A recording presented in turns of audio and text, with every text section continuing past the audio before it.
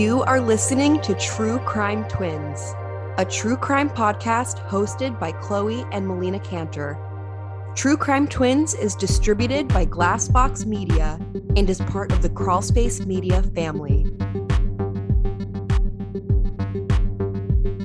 On December 14th, 2012, a 20-year-old gunman stormed Sandy Hook Elementary School in Newtown, Connecticut. He killed 20 students and 6 female school employees. I will only name the gunman once, Adam Lanza. He lived in Newtown for most of his life. He went to Sandy Hook Elementary School. He was diagnosed with Asperger's and an extreme anxiety disorder growing up. He had a lot of social deficits, but was considered to be average, if not above average, in school. His parents, Peter and Nancy Lanza, were very successful people. Peter was so successful that Nancy did not have to work. And even when they were divorced, she got a pretty hefty alimony, even when her son, the shooter, was over 18, which more than supported all of them.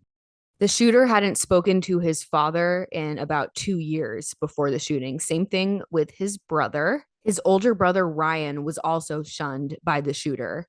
The only person who the shooter really spoke to was his mother, Nancy. They lived together in this huge house in this affluent area. They were kind of isolated from everyone and everything. Nancy took the role as the shooter's primary caregiver and caretaker because of his severe social disability and probable inability to ever live a functional, independent life on his own. The shooter did not work, and he was not attending school at the time. He would spend most of his time either holed up in his room on the computer doing God knows what. We know what it was at the time. He was basically researching shootings and making spreadsheets, but his mother seemed to not be aware of this. When he wasn't doing that, he was obsessively cleaning. He would change his socks like 20 times a day. He would make his mom wash all of his things all of the time.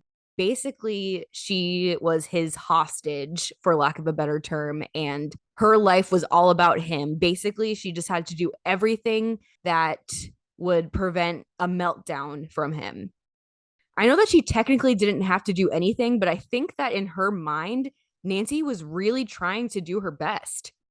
She was stuck with this sort of impossible situation of this adult son who relied on her for everything. He's certainly not making money. He's certainly not contributing in any other way. He's basically just living under her roof. And towards the last couple of months of their lives, he would only email her. He wouldn't even speak to her, this person who was doing everything for him. And he even wrote some sort of journal entry called Selfish about how women were inherently selfish, which is just absolutely hilarious to me, but that's really not the point. But it is ironic that the people that he killed were children, female educators, and his mother and himself.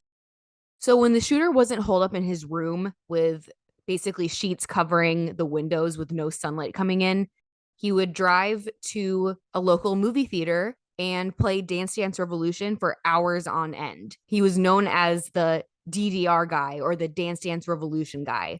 You can look at videos of the shooter doing this, and he moves robotically, and he's so skinny, and he's wearing these baggy clothes, and at a certain moment he turns around and you can see his pale ghost-like face, and it's just odd that this is the way that he's spending his time. He apparently made friends with another local young man who would also play, and I guess they had like a semi sort of normal acquaintanceship. This person did say that the shooter would be intensely sweaty, like dripping in sweat, and that he didn't seem to mind. He definitely seemed to have some sort of sensory issue. Apparently, when he was a child, Nancy reported to his school that if he were hurt, that he may not necessarily verbalize it. So I think that there's definitely some sort of disconnect, because it is odd. I used to play DDR all the time. Like, instead of having a life in middle and high school, I would just play DDR at home. It's a lot of exercise. You will get winded. You will get sweaty. You need to take breaks. But apparently, he would just play for hours and hours and hours, like this regimented, robotic type of situation. It just gives me the creeps when I think about it. I'm not really sure why. But that's basically what he did with his time, besides planning this horrific school shooting that still shocks me to this day when I think about it. I'll never forget the morning that it happened. I was working at a little grocery store in a town called Weston, which is really close to Newtown where the shooting occurred. It was probably not even 10 a.m., but we always had the radio on. We always had 95.9 The Fox on for people that are local to Fairfield County. They know what that is. But all of a sudden, these reports started coming in of a shooting at a school. And first they were saying it was a high school. And then they were basically just saying all these different things. The injuries and the fatalities, they just kept changing. But basically what seemed to be clear was that it was really, really bad from very early on. The initial reports, it was just like a devastating massacre. One by one, customers would come in and they had heard their own thing from their own car radios or from whatever source they had locally, cop friends, EMTs. They were just like, this is as worse as it gets. I don't believe this. And they were right. And I remember I couldn't believe it. And I know people who about it knew the family of the shooter. I know people who lost family members, children. Like it's sick. And it makes me sick just talking about it and just thinking about it. And it's really hard for me to talk about, but the 10-year anniversary is coming up and it still doesn't feel real. Here's what happened. On the morning of December 14th, for unknown reasons, the shooter murdered his own mother, Nancy Lanza, as she slept in her bed. He shot her 4 times in the forehead. He proceeded to arm himself with several other weapons, and he drove to the school. It is reported that he may have been casing Newtown High School at first, but he ended up at Sandy Hook Elementary School. He shot a window out, which basically would take somebody into the main area of the school, like the main entrance. So even before this happened, people were locking the doors of schools when school was in session. He shot out the glass window and entered the school that way. There was a faculty meeting going on not too far away from this that included the school principal, the school psychologist, and the lead teacher. 47-year-old school principal Dawn Hochsprung, 56-year-old school psychologist Mary Sherlach, and lead teacher 40-year-old Natalie Hammond ran out of the conference room they were in when they heard the gunshots. One of the ladies yelled, "Shooter, stay put." The 3 women, unarmed, were face to face with this heavily armed evil man, and they charged him because it was obvious that that was the thing to do because they were protecting these children and they didn't care about themselves. All that matters were these children that they dedicated their lives to protect. He gunned down these women, killed Mary Sherlach and Dawn Hochsprung, and wounded Natalie Hammond. Natalie army crawled back into the conference room, wounded. The shooter proceeded to go into the main office where the intercom stayed on throughout the whole shooting. So people were warned, but even with that warning, he moved so quickly that nobody really stood a chance.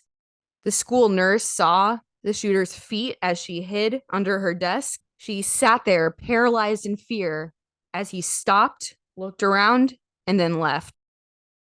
Multiple 911 calls were already coming through because this was just a war zone by this point, and I don't think even a minute had passed. School custodian Rick Thorne was basically on the phone with 911 the entire time. He was running up and down the hallways, basically warning people and risking his own life, like these women, to save these kids. And I do believe that his bravery did just that. He really led people out of harm's way, and he provided the 911 operators with very detailed reports of what was going on. When the shooter left the main office, he ended up entering 2 classrooms. Room 8. The teacher in room 8 was a substitute teacher named Lauren Russo. There was a behavioral aide in the classroom also named Rachel Diavino. When hearing the gunshots, the 2 adults were desperately trying to herd the children into one tiny little bathroom in the back of the classroom. When the shooter entered the classroom, the kids were basically stacked on top of each other. Basically, the police described it like sardines in a can. They were just stacked on top of each other. Lauren Russo systematically put each of them in the bathroom so they could fit. This is 15 kids. And then she turned around to lock the door, and then boom, there he was. She was killed. Rachel Davino was killed. And all 15 children, who were shot multiple times each, were killed. I read the police reports, the official set of documents that was released by the Connecticut State Police pretty extensively. And what these first responders described, they weren't even sure what they were looking at when they responded to that classroom. They thought that they were in an art room and that in the bathroom was red paint on the walls and a pile of used smocks. At first, they were trying to pull the kids out and try to save them. One of them was sent to the hospital and was later declared dead, but they really had no chance, even with this amazingly quick response time. The police were inside of the school in less than 5 minutes of the start of the shooting. And now, a quick word from our sponsors. Thanks for listening to our sponsors. Now back to the show. After he exited room 8, he went into room 10. The teacher of that room was Victoria Lee Soto. Miss Soto was not the only adult in the room. There was a special education teacher named Anne Marie Murphy, who was there specifically to be an aide for one of the victims, 6-year-old Dylan Hockley. Her body was found draped over the dead body of the very boy that she was there to help. She could not save him, but she tried. It's unclear exactly the sequence of what happened in room 10. Initial reports stated that Miss Soto and the shooter exchanged words and that she was trying to get him to leave by saying that the kids were in the auditorium. It's unclear exactly what happened. Some people say that no words were exchanged at all. Some of the children that were hiding in cabinets and behind whatever they could find in there, they tried to run away because they were scared and they were shot as a result.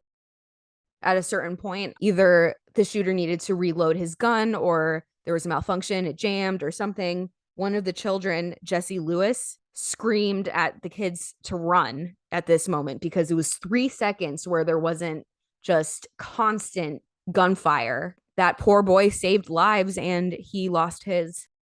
9 children were able to escape the classroom. 2 were found hiding in the bathroom. 5 of them were killed. The final shot occurred at 9:40 a.m., 5 minutes after the shooting began at 9:35. The shooter shot himself in the head and laid in classroom 10 with the innocent lives that he stole.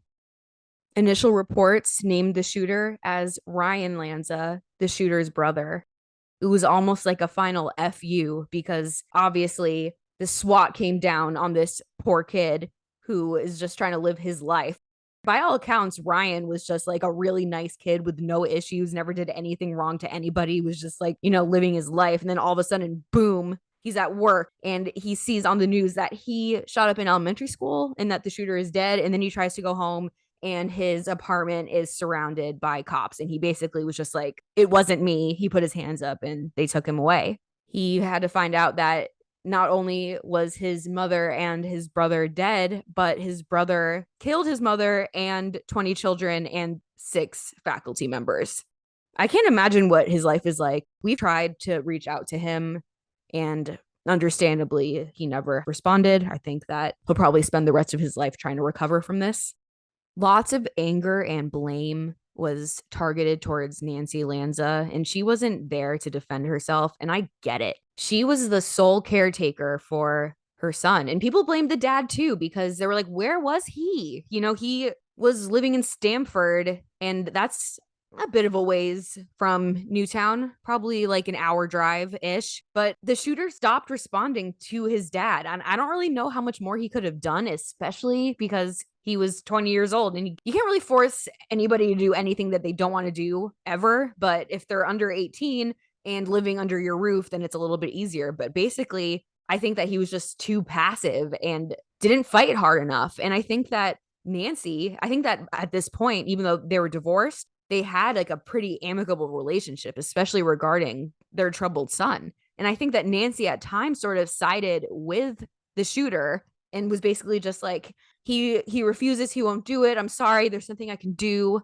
What really needed to be done, they needed some sort of interventionist. He needed serious treatment. It's not normal to be in a house with it's fine. Plenty of adults live with their parents, especially young adults, especially nowadays. But it's not normal for them to behave the way that he was behaving, not even talking to his mom, who does everything for him. Like, that's just crazy to me. And basically, I know that he had Asperger's autism spectrum now, but at the time it was Asperger's. I know that they're very regimented and that you need to sort of make compromises and meet them where they're at. Try your best to sort of be reasonable, but also not cater to them. But you do have to keep in mind that there are certain things that you can do to avoid tantrums and freakouts and huge setbacks. They need routine. So I guess if the routine was this man bossing around his mom, making her do his laundry and his cooking and probably most of his cleaning also, and demanding that she stay out of his room, not even speaking to her at the end. Apparently, in one of her emails, she was talking about her relationship with her son, and she reported that she had asked if anything had happened to her or if anything were to happen to her, if he would feel bad. And he said no. That's enough of a red flag for me to want to try to get some help. He needed inpatient treatment. And I get that it's like, you can't displace this kid. He's going to have a complete meltdown and possibly even regress if he's in like a dingy, disgusting inpatient setting compared to this palace that he's used to living in. But there are plenty of people on the autism spectrum that don't have all of the luxuries that he did. He was spoiled. That's just the way it is. Most people are spoiled from that area. It's just the way it is.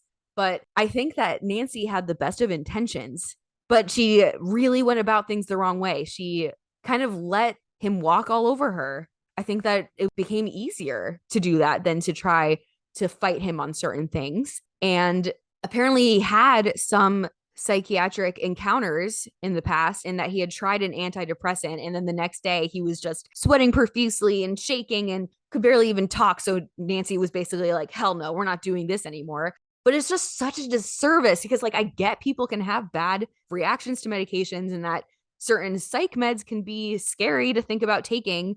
And I bet she didn't want to believe that her son needed to be doing this, but to give her credit, she did try, but he just didn't give it a chance. He wasn't willing to try anything else. And I think she was just like, nope, this is it. They got an Asperger's diagnosis and they were just like, okay, great. We're just going to focus on the fact that he's probably a savant and that he's probably a genius, but he wasn't. He was normal intelligence. Like I said, he wasn't a genius. That's just like a stereotype. Some people on the spectrum do have some really amazing skills, but I just don't think that he was one of them. I think that he was of normal intelligence and they put all this stress on his education instead of his mental health.